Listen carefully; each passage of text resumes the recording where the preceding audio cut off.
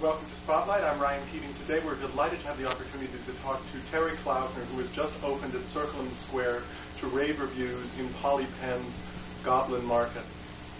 Terri, welcome back. Thanks. It's so nice to see you again. Now, I saw Goblin Market on Wednesday, and it was wonderful to look at, wonderful to listen to. What were your first impressions when you heard it?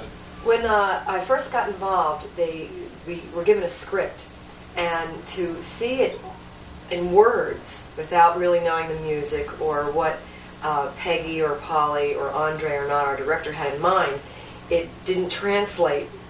I had no idea what it was going to be like. In fact, that's how I was a little wary of it, and I was concerned about getting involved. But I sat down with Andre and Polly and Peggy and R. Fitzgerald, who's our choreographer, and basically said, what do you want to do with this? You know, tell me what it's about and where you're going with the whole thing. Because it was just pretty much a presentation of a poem. And as they described what they saw, it seemed to be quite, tour de force role for both women. So I thought, for me, it was really interesting because of, one, being able to sing in the higher register and more soprano things, because people aren't used to hearing me sing like that. And also, it was one of the few times that I've actually spoken in a show. So I thought, oh, good, I can talk, in this one. And it was in verse, which is fun. So that's kind of how I dove into it. I thought, well, this is very different and will give me a chance to really be seen differently. And then it snowballed into what it is, which has been a thrill. What were your first impressions of Laura? She's described as a leaping flame in the show, which I think is very apt.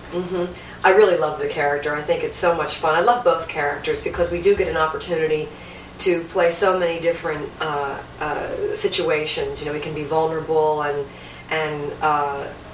angry and sarcastic and funny, and there's so many different areas to play. But I love this character really a lot. She's a lot of fun. Now, this is based on the poem by Christina Rossetti, and it's considered a children's poem. Right. Now, she grew up in the Victorian times. How do you feel this holds up today, since we've been through the ERA and the sexual revolution? I think it's just, so many people have different feelings about it. I just think it really leaves things wide open to people's imagination. So many people can see so many different things in it. You can get the feeling of sisters, that a close relationship between sisters, especially out of the presentation after seeing it. Reading the poem, I think it leaves you with so many visual things to perceive, goblins and tasting of the forbidden fruit and things like that. I think it holds up pretty well. But Christina Rossetti she seemed to be quite an odd character. And she lived almost a nun-like existence. Yeah, and she was very, very close to her mother, apparently. And also, she was a model for a lot of the paintings that were going, at the time. I think that one painting one she did was the Ophelia, which was, a couple of people were talking at the theater the other night about how she would laid out in a tub full of water because they wanted to get the feeling of her laying in water and having her hair and lots of flowers and everything around her. And someone said eventually that she had gotten pneumonia from posing for this picture and died. That's how she died. Poor Christina. And this is a woman who refused 2 offers of marriage. Yeah. Because of religious principles. Well, that doesn't quite tally up, does it? Yeah. She. I don't know what really was all going on back then during that time, but she certainly seemed to have a lot of suppressed feelings, But I think the poem does hold up, and for anyone with a wild imagination at this time. And she seems to write in metaphors. Yeah. Quite frequently. Yeah. The forbidden fruit. It was interesting because it's such a beautiful production to look at. And the real colors are in the fruit. That's what's been so much fun about the whole thing, watching it develop, and between the lighting and the way we've used this larger-than-life fruit on the stage, and against the starkness of the black and white costumes that we have at the top. It is a very visually beautiful piece, I think. And the big glen and the scrims that hang down are really lovely, too. Now, you had first done this last fall at the Vineyard. And how did it come to Circle in the Square? Well, we we presented it as a showcase, and as I said earlier, all of a sudden it snowballed into this production. Like I guess the underground theater people started coming to see this, and it was a very pretty production there also, although it was in much smaller space. Then the critics started coming, and we got so many great reviews that it just again snowballed into we were selling out almost every night, and then we got extended. There was interest by a number of different producers to move it, and the man who finally got involved is Ken Marcellet. And he, there was a couple of months where he decided, and everyone agreed, to not jump right back into putting it on the stage again because of the holiday season and things like that. It's tough to open a show then, and especially a piece that isn't a big commercial thing or a big Christmas show or anything like that. And although it does do well on Halloween, it's a fun night to do it. So he got a number of people involved, and they saw a lot of different theaters, and we found that Circle in the Square was the best one to be able to transfer to, and it just all came together. So we're in about our fourth or fifth week. How different was it, I assume, the Vineyards of Proscenium Theater? The Vineyard was like performing on a stage that was like a diamond. It had audience to the right and left and nothing really in the center. And here now, we have the three sides, and it's much greater distance. So Ann Morrison, who's the other woman who performs with me, we needed to jog a little bit to get our momentum going up again. We went around an awful lot, so it takes a lot out of you. We have a lot more distance to cover. So some of the choreography was changed a little bit to adapt for that. But it's really fun being able to play it for it feels almost like it's in the round sometimes, because we can also turn our backs and create different emotions and feelings too. How have the audiences been reacting? The audiences seem to really love it. Some nights we'll get a more vocal audience than others, where they don't miss a thing and they really enjoy the humor that's going on, or they'll catch it right at the top. Other nights people are almost mesmerized, where you don't hear, they'll applaud, but they don't laugh all the time. But by the end of the show, they were so involved. It's really kind of difficult to not get involved somehow along the line. And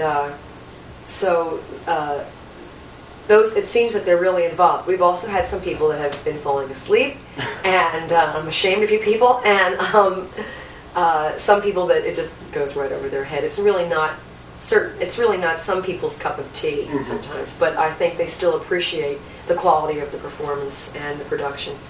Well, it's gorgeous to listen to. Thanks. And it's a very classical piece. How has this helped your voice? Well, my voice teacher is more classically oriented, and I've been studying with him for 8 years now. And we always laughed during lessons and said, because I would change work my range in the higher and soprano register, and we would always laugh and say, someday, we're going to get a role, where you can sing like this, instead of all the belt, brassy kind of stuff, that I've done on other Broadway shows, and it has strengthened me to be able to sing that way. Sometimes it's hard doing 8 shows a week in your middle register because you kind of put a beating on it. This is I get to sing in all areas, but mostly in the higher register, and it's really fun, and it gets a chance to get stronger. Is it hard to sustain 8 performances a week because there's so much singing? The tough part is the weekends, because of the off-Broadway schedule, where we have, like tonight's a Saturday night, and we'll have 2 shows, 7 o'clock and 10 o'clock, and then tomorrow we have a 3 o'clock matinee and a 7 o'clock. So you sing 2 in a row, and then you don't have much time to catch up on rest. So when the matinee on Sunday comes along, it's like, oh my God, here we go again, But Ann and I both have seemed to get all right through them. We haven't really had a problem. And the show is also it's the type of thing where once you start, there's no turning back, because it just kind of forces its way through. It's 70 minutes, and so that's it keeps us moving. You started taking voice lessons 8 years ago. This was around the time you were doing chorus, right? And what made you take voice lessons?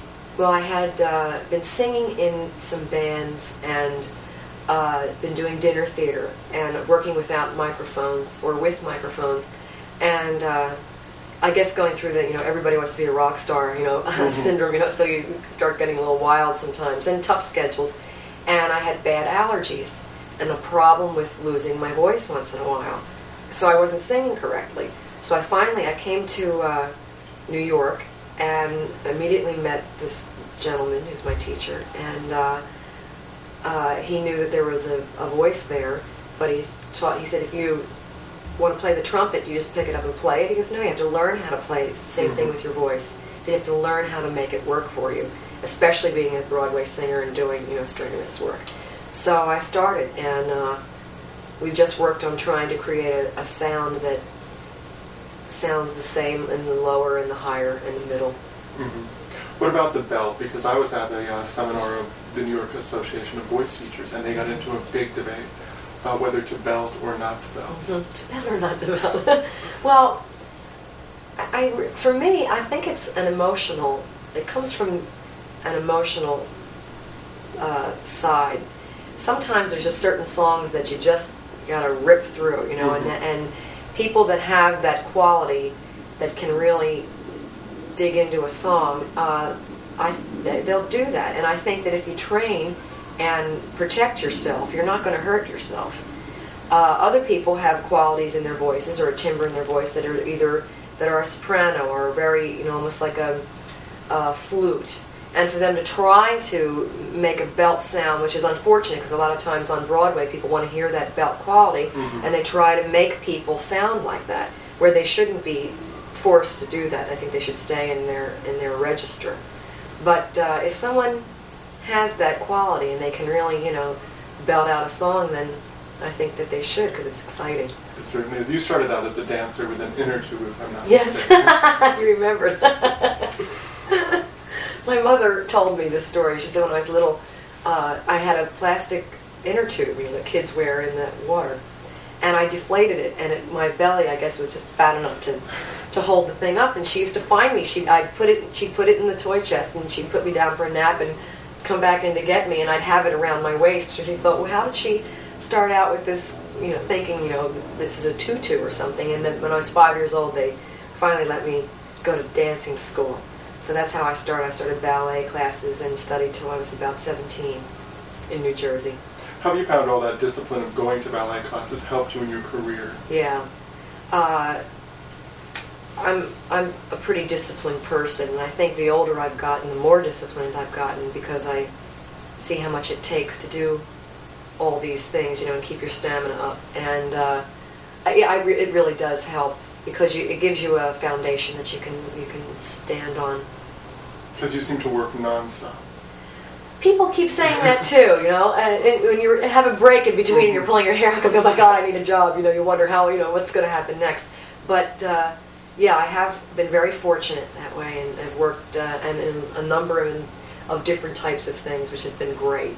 Well, you did 2 musical reviews last year. One, Hang On to the Good Times, the Byron Board Review, and the Harry Chapin Review, which ran at the Village Bank. Right. How did you find those? I really enjoy doing reviews, and because it does give you the opportunity to learn different styles of music and different people's concepts, different writers. At the same time, you want to still, get away from them a little bit so that you're not continually hired for just the same thing. That's why when Goblin Market came along, I was thrilled. But I had a great time singing Nancy's and Gretchen's music, and also doing Harry Chapin's music. That was a thrill. I had a great time doing that. That is tough stuff to interpret. Yes, it is, and it has a lot more meat to it than people think, because Harry Chapin was quite a storyteller, and I had a great time, really fun time doing that. Because it was so interesting to watch you. I was just mesmerized. Oh. I don't get like that very often, but I think Dogtown is that's a real intense song, and the way they staged it was really, really fun. And that was interesting how Harry's songs that he's done in his concerts for so many years, and his brothers also took over, and they do, how that transferred to a theatrical piece of of work on stage, because it came out very exciting, I thought. Now, coming back to voice, when you sing and you're emotional, your chords tend to swell up, and I can remember seeing you sing Tangle and Puppet with tears running down your face. How are you able to get over that and make the voice work for you? I guess it's that bottom line thing that there's an audience out there. You better not completely crack up in front of them. However, the song was such a beautiful song, and when you tap on your emotions once in a while, you can go through with it. But I think the quality also is to not really cry yourself, but to maybe make other people cry, make them feel. And it is tough if things start welling up. You have tears come down your face and your nose starts running and all those pretty things. But you just have to sing through it, and you have to watch out for that once in a while. You made your professional debut in a chorus line, which you had auditioned for here in New York, but you didn't get it. Right. It was my first audition, and my voice teacher knew Don Pippin, and Don Pippin gave me the opportunity to get into a closed equity call. I wasn't equity yet, and it was as a favor. And I got there, and Joe Nelson was the casting person at the time, and I sang. My dancing wasn't good enough because I had studied for, as I said, in New Jersey since I was up until 17, and then I went to college and hadn't danced quite that much. And when I got to New York, thinking what a great dancer I was, I saw the competition of the New York dancers, and they gave me a chance to sing. And Joe Nelson called me to the stage and said, your stage presence is great and your voice is great, but your dancing isn't good enough. So go take some more lessons, and I want to see you again. Well, prior to that, I had worked in Colorado, and friends had called me up in Colorado because they knew I auditioned for Chorus Line, and it was coming to Denver. So they said, why don't you come out here and teach us the combination, and you can audition again. This was about 2 months later. So I did. I went out there and taught my friends, and we all went to the audition. And Joe Nelson saw me again, and he's like, what are you doing in Denver? I just saw you 2 months ago in New York. I said, well, I've been taking dance lessons about 2 times to 3 times a day. I was like, Olympic trainer, dance person. It was really kind of insane. And my dancing had gotten much better. And I got hired for the national company that day. And why do you think it's been so phenomenally successful? Chorus Line? Oh, it's just a great show, isn't it? I think the music is great. I think the story is such a universal story. And there's, I guess it's why the Rockies are good too, or people see, Rocky 1, 2, 3, 4, how many there are. It's about someone who tries to make their life better, or to get that one thing that they want, to get their goal, and you see it happen, and it's applicable to anybody in any field of life. So I just think it's just a fantastic show, and again, lighting and music and the simplicity of it's really quite extraordinary. You had made your Broadway debut in Evita, and trivia buffs know you were the first person to sing it in this country. And I believe it was San Francisco? It was Los Angeles. Los Angeles. Yeah. And how did that happen? Well, Patti LuPone, who did the evening performances, we had a pretty strenuous schedule, and she had vocally lost her voice before we opened. So there were 2 benefit performances before the opening night, and Hal Prince informed me that I'd be going on for those performances. And it was pretty scary because I had not had a rehearsal yet as Ava. And then I found out a day later that I'd be doing the role. And the Dorothy Chandler also, it seats like 3,200 people, so when you stand on a stage and look at it like a football field, it's like, oh my God, what am I doing? Who hired me for this? I better get out of here. But I don't really have too much recollection of those 2 performances. I know I got through them and I guess saved the day to a degree, but it took a while to really get a hold of the role, because I was only doing it on Wednesdays and Saturdays. So I eventually took a couple of months to really sink my teeth into it. But I was the first woman in the United States to do the role. Well, those who are in the know that it was better sung and danced at the matinee. Oh, well, thanks. And how did you find, you also performed in the chorus at night. Did you find that terribly strenuous? Or? No, in fact, it was much easier for me to do that. If I had been at the theater and just was sitting around during the time while they were doing the shows, I probably would have pulled my hair out. And I just loved, I loved performing, and I loved the show. So to be able to do that gave me an opportunity to really get to know the ensemble, which was a large ensemble. And then on Wednesdays and Saturdays, it was kind of like being Ava Perón, stepping out of the the society of people where she came from, the poor people, and then became this great political figure. So I had all my support from my cast with me, and then all of a sudden I became the lead. Do you think that made your performance more sympathetic than perhaps Patti LuPone's might have been? I think possibly, yes. And also, I think I played it more sympathetically because I wanted the audiences, even though this woman was quite a character and did a lot of things that were lousy, she still was quite amazing, and in a very short time took a country and changed it, and then died of cancer. So I think when anybody dies, there has to be some type of, it's better that you feel something for them. Absolutely. You were talking about auditioning. You were trying out as the mistress, if I'm not mistaken. Right, that's what I wanted to do. I thought, I like this song, maybe I can do that, and I didn't know all along that they were considering me for Eva. But you had said during the audition they had thanked you in the middle of a song and you felt like you had lost your right arm. Yeah. It was the third call, it was my final callback. I think it was the fourth time I had been there, and I was flying from Washington, D.C. because I was doing Chorus Line on my day off into New York to do the auditions and the callbacks.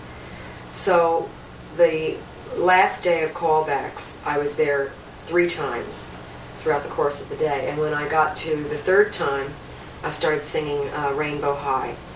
And I got to just maybe the first 8th of it. And Hal Prince went, "Thank you."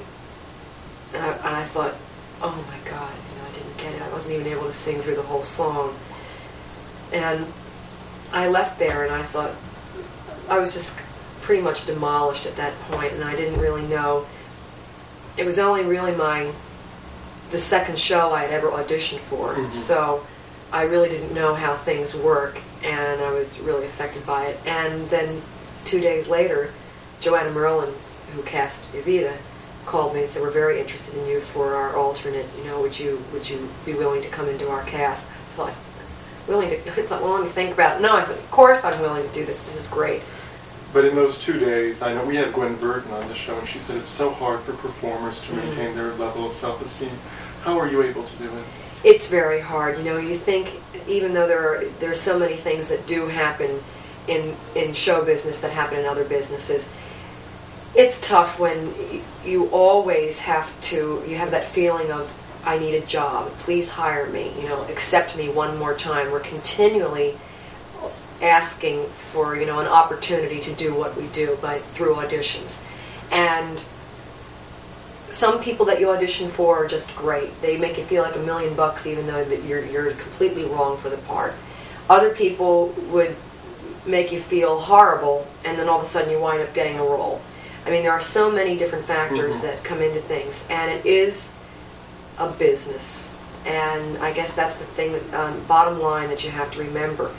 And it's very difficult to keep your head above it all. But you just have to. What about reviewers? Because I just heard an interview with Marlo Thomas, who said after reading her reviews for Social Security, it was devastating, and you retreat to the family, and you go back to your roots. Yeah. Sometimes, I mean, I don't think anybody can say that critics don't affect them somehow. It's wonderful when everybody loves you. I mean, what could be better? And when you have lovely things said about you. But the toughest things are when people say things about you that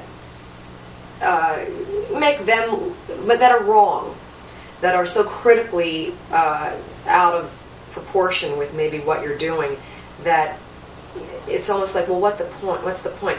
Tell me something that's valid.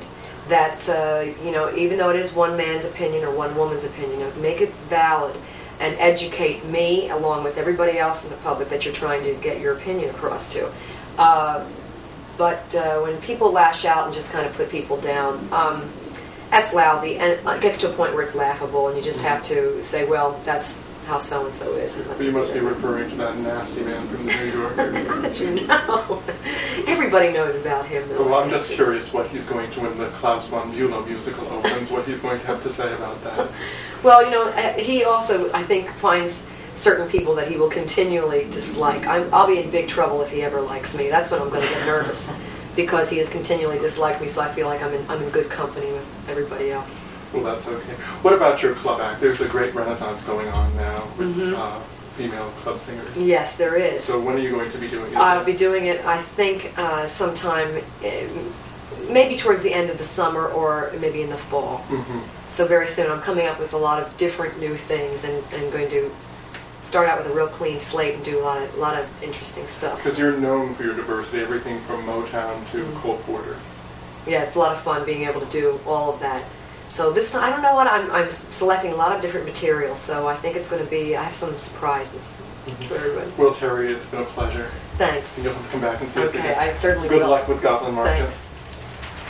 I'm Rian Keating. You've been watching Spotlight. Our guest today has been Terri Klausner, who is currently starring in Goblin Market at Circle in the Square downtown. If you have any comments or suggestions, you can write to me in care of Pirot Productions, 640 10th Avenue, New York, New York, 10036.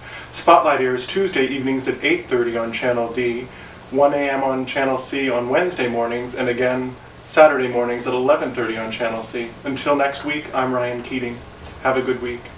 That went by so fast.